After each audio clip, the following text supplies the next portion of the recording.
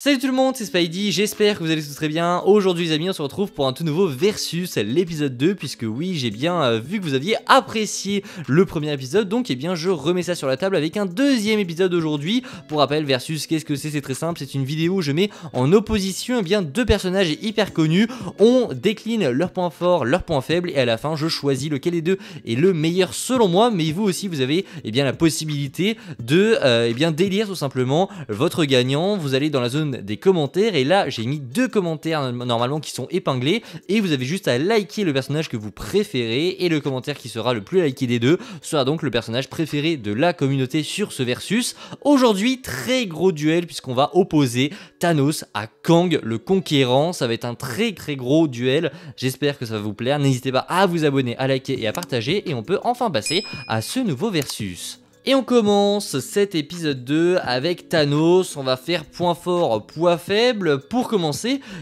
Thanos a tout simplement une énorme puissance. On l'a vu déjà dans Avengers Infinity War, mais même sans les pierres d'infinité, Thanos c'est un titan qui a une force énorme. On l'a vu, il a tout simplement dézingué Thor au début d'Avengers Infinity War et il a 1v1 Hulk au calme. Donc déjà Thanos, il a une force qui est vraiment au-dessus de la normale, on peut le dire. Mais en plus de ça, Thanos est assez intelligent, voilà, on le sait, c'est un stratège, il planifie son plan depuis des années et donc il a un assez gros cerveau, même s'il a des gros muscles, c'est pas parce qu'on a des gros muscles qu'on n'a pas de cerveau, et donc Thanos est assez stratégique sur certains points, même si on va voir dans ses points faibles que ça peut aussi lui jouer des tours. Thanos, c'est pas tout, puisqu'il a également une résistance physique assez remarquable, on l'a vu lors de la bataille, notamment dans Avengers Infinity War, contre Strange, contre Iron Man, contre les gardiens, contre Spider-Man, on voit qu'il résiste au calme, et même quand il arrive au Wakanda, on voit que tous les Avengers qui sont présents sur place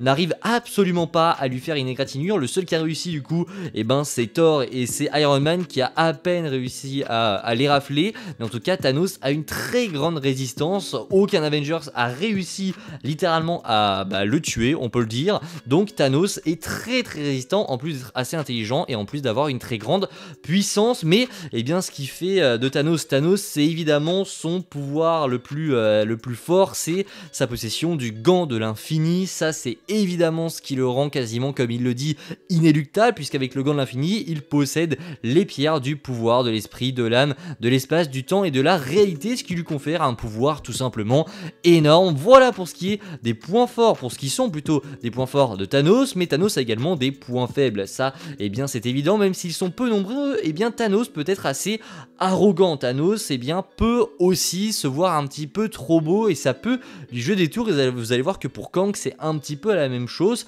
Il est un petit peu narcissique, on va pas se mentir, et donc il a peut-être tendance certaines fois à se voir un peu trop beau et à sous-estimer les adversaires qu'il a en face de lui, même si on peut se l'avouer, dans Avengers Infinity War ce n'est absolument pas cette version de Thanos qui nous est présentée. On voit qu'il respecte ses adversaires, qu'il est juste déterminé dans sa quête, mais il respecte tout de même ses adversaires quand il les bat. On le voit quand il tue Iron Man entre guillemets, on le voit qu'il le respecte, qu'il le connaît, etc., qu'il espère que les gens auront du respect pour lui. On voit qu'il est respectueux des Avengers, donc dans cette version là, en tout cas en live action, il n'a pas d'arrogance, mais il y a des versions dans les comics où on peut le voir un petit peu trop beau, en tout cas où il se voit un petit peu trop beau, donc ça peut être un de ses points faibles puisqu'on prend tous les aspects de Thanos, mais son plus gros point faible c'est évidemment sa grosse vulnérabilité sans le gant de l'infini, puisqu'on va pas se mentir, sans le gant de l'infini, Thanos ça ne va pas très loin. Oui, il a réussi à battre Thor, oui, il a réussi à battre Hulk,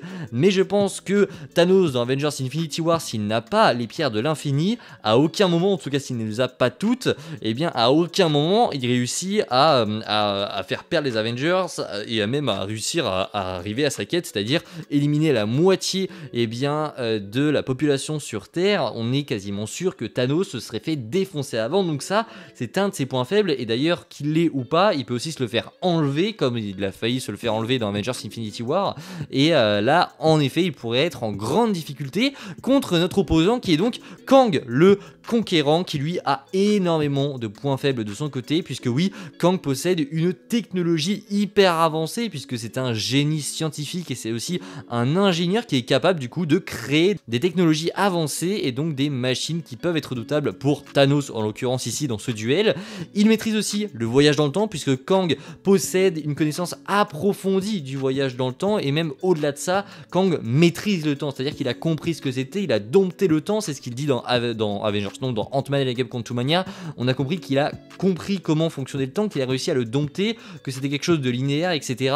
et qu'il ne fallait pas se laisser piéger par le temps. Et donc on voit littéralement que contrairement à Thanos qui lui contrôle seulement le temps à moitié avec la pierre du temps, lui il a complètement passé un cap au-dessus et il est véritablement, quasiment on pourrait dire, le maître du temps, même si ça n'a pas vraiment de sens. Je pense que vous avez compris à quel point Kang est au-dessus sur ce point, même si là on est vraiment sur les points forts de Kang et pas, on compare pas avec Thanos. Aussi, Kang est connu pour s'adapter rapidement aux situations qui peuvent changer sur par exemple une bataille contre Thanos. Eh bien il serait capable de s'adapter très rapidement et il peut modifier eh bien ses stratégies de bataille, puisque Kang a énormément d'intelligence qui peut être un gros atout contre Thanos, puisque Thanos on va pas dire qu'il est débile, mais Kang a vraiment plus de potentiel au niveau intellectuel que Thanos. Mais surtout Kang eh bien, est un grand manipulateur, en tout cas pour certains de ses variants. Kang manipule, Kang ment, et ça pourrait être un très gros point fort. Alors contre Thanos eh bien ça ne va peut-être pas lui servir puisque c'est juste un 1v1, mais ça peut être un gros point fort contre les Avengers par exemple, et c'est pour ça que j'ai décidé de le mettre dans ses points forts. Pour ce qui est de ses points faibles, en l'occurrence, eh bien, il y en a quasiment un seul, c'est que, eh bien, Kang est très arrogant, très narcissique. On le voit notamment dans le film Ant-Man et la Guêpe Quantumania.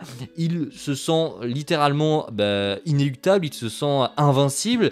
Il dit, enfin voilà, il rabaisse Ant-Man, je ne sais pas combien de fois dans ce film. Il lui dit qu'il est Kang, comment il peut oser, etc. Littéralement, il dit même à MODOK, est-ce que je t'ai donné la parole? Le mec donne la parole à certaines personnes, il a construit une armée, etc., un temple de partout. Le mec est littéralement Dieu selon lui, et donc eh bien il a une très grande arrogance qui pourrait, je pense que vraiment le mec a plus de boulards que Mbappé et plus de boulards que Thanos, donc ça pourrait lui jouer des tours contre Thanos, et ça pourrait être un très gros point faible de Kang. Mais aussi eh bien son plus gros point faible, ça pourrait être eh bien ses variants, puisque Kang possède des variants, ça ce n'est pas une surprise, mais on sait très bien que par exemple si Kang ne s'entend pas bien avec un de ses variants, ou que ses variants se rebellent contre un des Kang, eh bien ça peut très vite entraîner eh bien une guerre entre eux, littéralement, ce qui serait un petit peu bête dans une bataille contre Thanos, ou imaginons que Thanos eh bien recrute un variant de Kang, ça pourrait aussi être eh bien désastreux pour Kang, puisque un autre Kang qui se rallie à Thanos contre Kang, ça serait assez désastreux, et là Kang le Conquérant n'aurait aucune chance.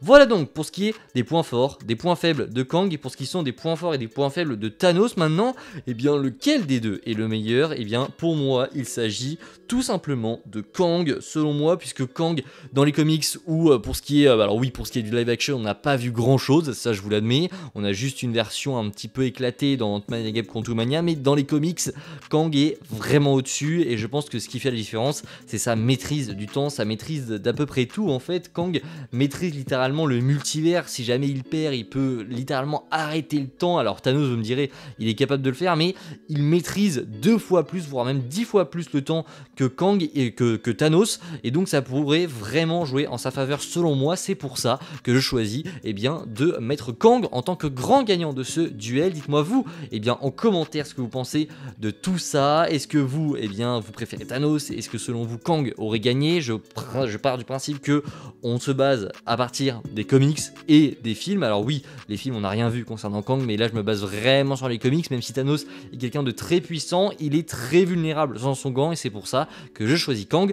Aujourd'hui on arrive au terme de ce nouveau versus, j'espère qu'il vous aura plu. On se retrouve nous très prochainement pour une nouvelle vidéo. N'hésitez pas à vous abonner, à liker et à partager, et surtout n'hésitez pas du coup à voter en commentaire. Je vous dis à la prochaine, c'était Spidey, prenez soin de vous, ciao tout le monde.